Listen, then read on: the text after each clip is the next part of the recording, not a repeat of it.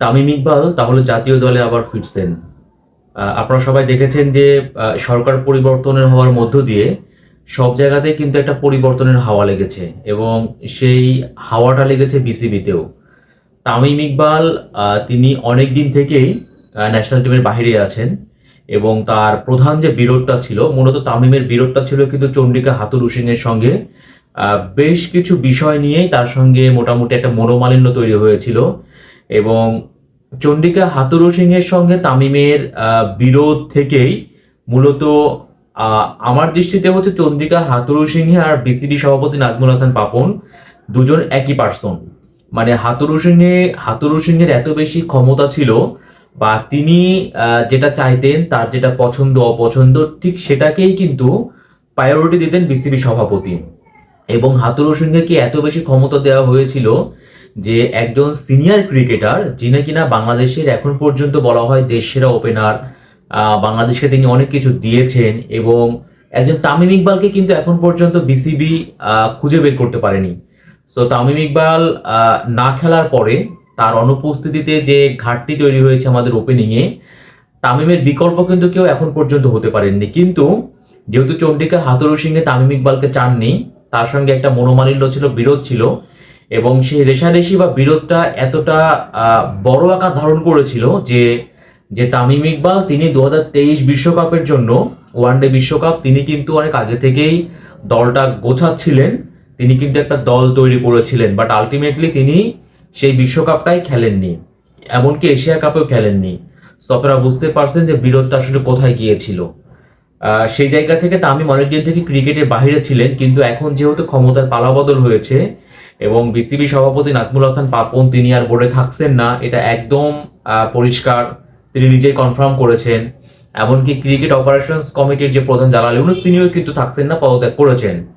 তো অলরেডি আপনারা দেখেছেন একটা ভিডিও যেখানে যুব ও ক্রীড়া উপদেষ্টা আসিফ মাহমুদ তিনি বাংলাদেশ ক্রিকেট বোর্ড অর্থাৎ বিসিবিতে এসেছিলেন এবং অন্য কোনো খেলোয়াড় না, তিনি কিন্তু সবার আগে যোগাযোগ করেছেন তামিম ইকবালের সঙ্গে। অর্থাৎ মিরপুরে তামিম ইকবালের সঙ্গে আলোচনা করেছেন আসিফ মাহমুদ ক্রীড়া উপদেষ্টা এবং তামিমকে আমরা দেখেছি তিনি কিন্তু Mirpur Sher-e-Bangla stadium, BCB academy ভবন, একাডেমি মাঠ, সব জায়গায় কিন্তু তিনিই মূলত আসিফ মাহমুদকে তিনি দেখিয়ে দিচ্ছিলেন। তার সঙ্গে কিন্তু তামিম ইকবাল ছিলেন। তো তামিমের সঙ্গে আলোচনাও হয়েছে, কথাও হয়েছে। তো এটা হচ্ছে একটা স্পষ্ট একটা ইঙ্গিত যে তামিম তিনি যে বোর্ড ছিল, বোর্ডের যে পরিচালনা পর্ষদটা ছিল, বোর্ড প্রেসিডেন্ট ছিলেন নাজমুল হাসান পাপন, কোচ চন্ডিকা হাথুরুসিংহে, তাদের সঙ্গে বিরোধের কারণেই তিনি ক্রিকেট থেকে দূরে ছিলেন। এবং যখন নাজমুল হাসান পাপন আর থাকছেন না বোর্ডে, তখন কিন্তু তামিমের ফেরার রাস্তা তৈরি হয়েছে এবং সে উদ্যোগটা কিন্তু নিয়েছেন ক্রীড়া উপদেষ্টা আসিফ মাহমুদ। অর্থাৎ তিনি যেহেতু তামিমের সঙ্গে কথা বলছেন, দেখা করেছেন আজকে, তো এরই মধ্যে একটা স্পষ্ট বার্তা যে তামিম ইকবাল তিনি এখন আর ন্যাশনাল টিম থেকে বাইরে থাকবেন না। এবং তামিম টি-20 নেই, কিন্তু তিনি ওয়ানডে এবং টেস্টের নিয়মিত সদস্য, যদিও এখন ন্যাশনাল টিমের বাইরে আছেন। বাট এখন তো বাংলাদেশ দল পাকিস্তানে আছে, তো এখন কোনো সুযোগ নেই। এরপরে কিন্তু বাংলাদেশ দল ভারত সফর করবে সেপ্টেম্বরের দিকে। তখন তামিম যে সামনের সিরিজ দিয়ে তাকে আবার ন্যাশনাল টিমে দেখা যাবে, এটা কিন্তু এক প্রকার নিশ্চিত। সো যারা এতদিন যারা তামিমের একটা অপেক্ষায় ছিলেন যে তামিম ইকবাল কবে ন্যাশনাল টিমে ফিরবেন, আবার একটা অপেক্ষাও ছিল বোর্ড প্রেসিডেন্টের সঙ্গে কবে তিনি বসবেন, যদিও বিপিএল এর পরে আর বসা হয়নি। অনেকদিন ধরে একটা বসার গুঞ্জন ছিল, কথা ছিল, কিন্তু বোর্ড প্রেসিডেন্টও বলেছিলেন, শেষ পর্যন্ত বসা হয়নি। আর পাপনের সঙ্গে বসার প্রয়োজনও নেই। এখন যিনি নতুন ক্রীড়া উপদেষ্টা হয়েছেন আসিফ মাহমুদ, তিনি নিজে তামিমের সঙ্গে কথা বলেছেন, দেখা করেছেন, আজকে আমরা সবই আমরা দেখেছি। এবং এরই মধ্যে দিয়ে একটা স্পষ্ট বার্তা যে তামিমকে এখন থেকে, আমার কাছে মনে হয় তামিম এখন থেকে আবার প্র্যাকটিস শুরু করে দিবেন এবং যে ভারতে যে বাংলাদেশ দল ভারত সফর করবে তখন তামিমকে ন্যাশনাল টিমে দেখা যাবে।